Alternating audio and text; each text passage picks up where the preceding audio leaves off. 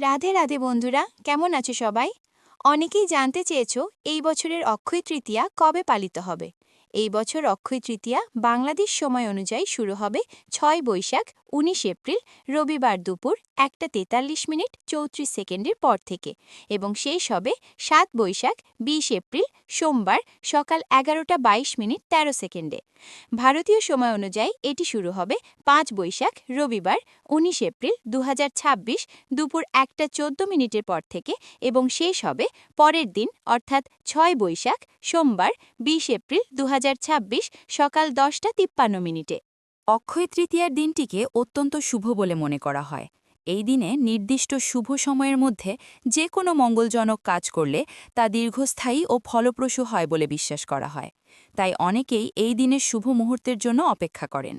এবছর সেই বিশেষ শুভ সময় হল ভারতীয় সময় অনুযায়ী সোমবার 20 এপ্রিল সকাল 8:27 থেকে 10:35 পর্যন্ত। বাংলাদেশ সময় অনুযায়ী সোমবার 20 এপ্রিল সকাল 8:02 থেকে 10:30 পর্যন্ত।